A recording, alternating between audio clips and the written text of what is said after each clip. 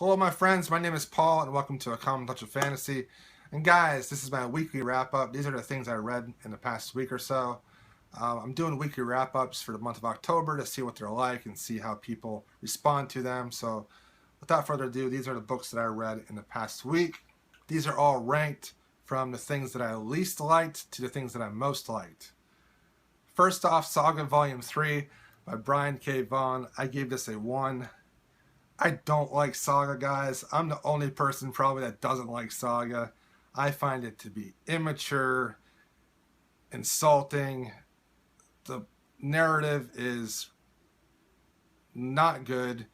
It's a horrible ripoff of Romeo and Juliet, only it's just not well done. And whoever thought the idea to have them go visit a guy that wrote a book in this volume instead of something interesting that, I don't know. I just don't like Saga. Brian K. Vaughan, I love your Buffy, but your Saga, the dialogue and the humor is just not for me. I find it so irritating and annoying. I then read Amulet Volume 4 by Kazuo Kibushi. I gave this a 2. Volume 4 wasn't that great. The art took a step back. The story took a step back. It was more of a building volume, but it didn't make me stop reading these. So I went on to Volume 5, and Volume 5 is a lot better.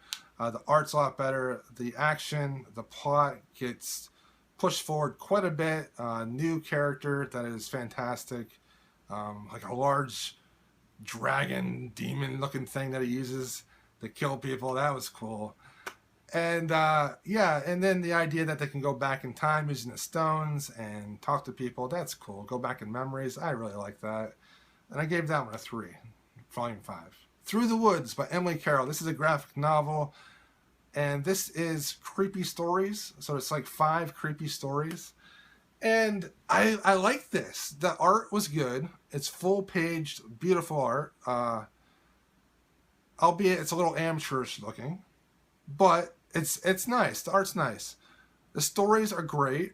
They're very short. The endings are spectacular, but it's so short. And the regular price for this is $22. I read this in 45 minutes, the whole thing. And I just don't understand why anyone would want to pay $22 for this. I liked it a lot, but it was so short. The stories were so short. Had this huge picture and then like 6 words. And I just can't do that, you know? I'm glad I got it from the library. All right, so the first novel I'm going to talk about that I read was Ancillary Justice by Anne Leckie. I gave this a 3 out of 5. This is a story about a girl named Breck. She is an artificial intelligence. She is the last artificial intelligence of a ship that was made up of thousands of AIs, and she wants revenge for what happened to all of her brothers and sisters, AIs, that were connected on this one ship that she survived.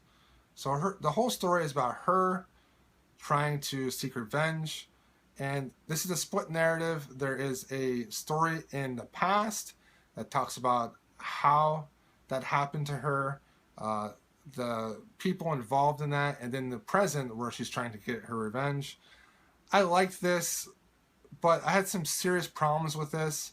The first problem I had was I didn't like Breck. I thought Breck was a very inconsistent character, and I feel like that was because she is an AI, but she has human emotions. But I don't think Leckie really focused on that enough for me to overlook the inconsistencies in her character.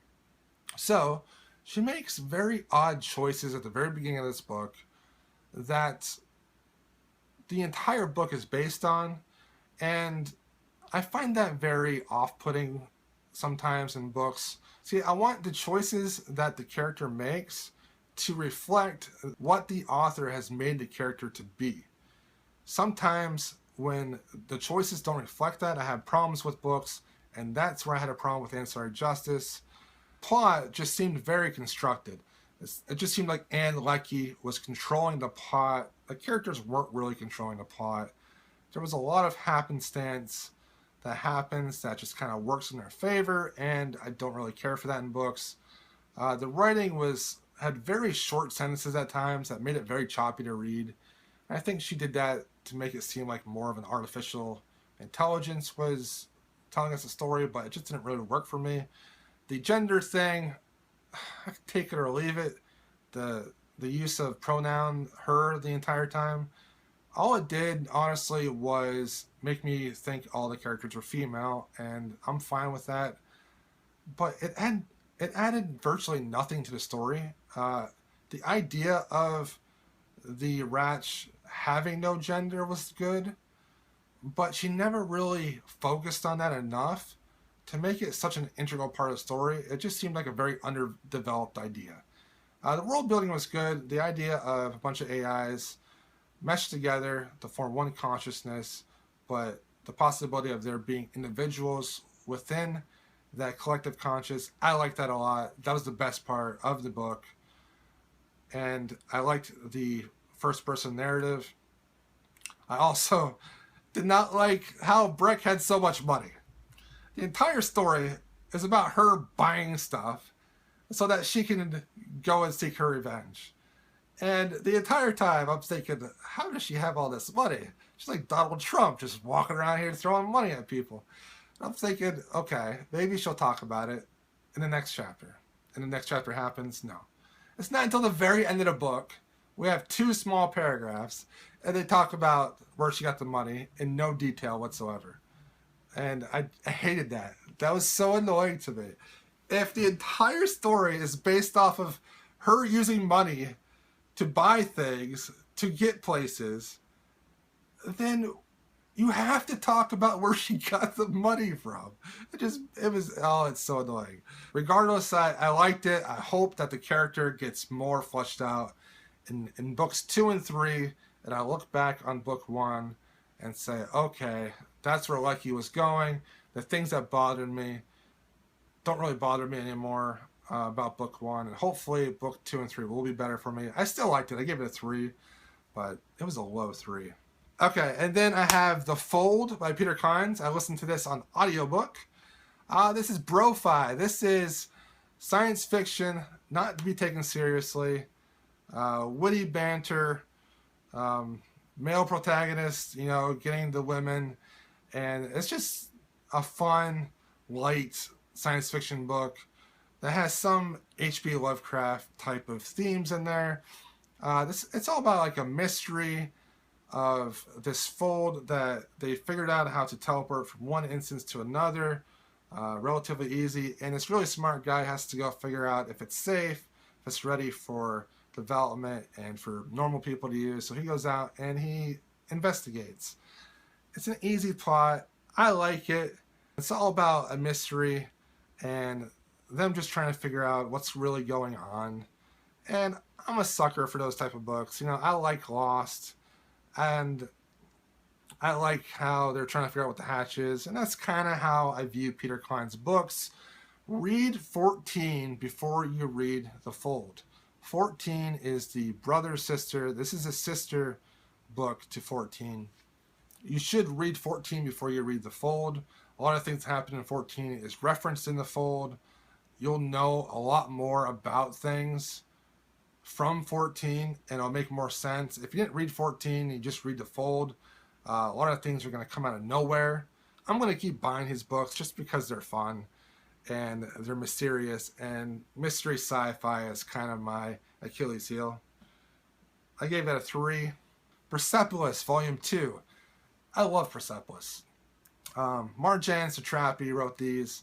They're graphic novels that are memoirs. Fantastic, about a girl growing up in Iran, talking about how Iran changed from more of a secular society to more of a fundamentalist society. And in the second volume, she goes to Europe, and she goes to school in Europe, and she has to deal with her identity of who she is.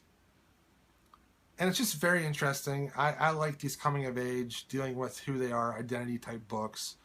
And then when she goes back to Iran, she has to deal with the culture there again. I just like these type of things. This is a great graphic novel series. If you have not tried any graphic novel memoirs, try Persepolis out. Try Moss out. Those are my favorite memoirs when it comes to graphic novels so far. I gave this a 4. And then finally, the thing that I read that I liked the most was Frankenstein by Mary Shelley. This is just a beautiful book. I like Mary Shelley's writing. The way she is able to take the emotion that the characters are feeling and to describe it in a way that makes you feel that emotion. I really like that. The scenes in this, the way she described the mountains in Switzerland and the lakes, I almost bought a plane ticket. I mean, the descriptions are amazing. I would love to go to Switzerland now. And I really, really like this a lot. It's all about the creator versus created.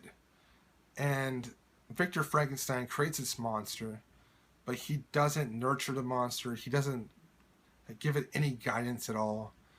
And the monster ends up becoming something that he's not. At the beginning, he's such a sweet, kind-hearted, and curious person. And then, because his creator turned his back on him, he becomes what people think he is, a monster, a murderer. And it is sad.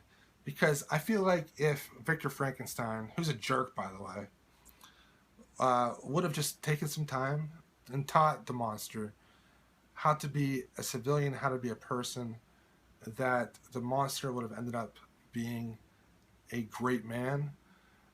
This is just a great book. If you're looking to get into classics, this is short, very readable, and has excellent prose. I ended up giving this a 4 out of 5. I liked it a lot. I didn't love it. I liked it quite a bit. This weekend, I'm going to take it a little bit easy with the reading. I got Rat Queens Volume 1 to read. I've already started this last night before I went to bed, and I like this. This is the type of humor that works for me. I don't know. And then I have this Severed graphic novel by Scott Snyder. This is going to be creepy. And then maybe I'll read more in The Brothers Karamazov. It's taking me months to get through this. This is amazing, though. I'll talk about this some other time. Best written book probably I've ever read. But here's your part to decide on what book I'm going to read next. I'm going to have a poll. I'll have it in the description box, and then if I can figure out how to put it on the screen with my face, I'll put it up there too. Go to the poll and vote what you want me to read next. We have Ancillary Sword. We have Giovanni's Room by James Baldwin. We have Fortune Smiles by Adam Johnson. This is a short story collection, contemporary short stories. And then we have this nonfiction book, Dracula, Prince of Many Faces. This is a nonfiction book about Dracula, Vlad the Impaler, and the real person versus the myth. So those 4 books are the books I'm thinking about reading next. Go to the poll and vote which book you want me to read next, and I will read that book next. As always, I have written reviews on my website, commontouchoffantasy.com. In the description box below, I'll put links for Ancillary Justice, The Fold, and Frankenstein, my written reviews. Add me on Goodreads. You can see my reviews for other things there as well. And then, check me out on Twitter, check me out on Instagram. All that information is below in the description box. Thanks for watching, guys. As always, like, comment, subscribe. As always, guys, like, comment, and subscribe. And please leave whatever comment you want below. And we'll see how this whole weekly format thing goes. Thanks for watching. Have a great weekend, everybody.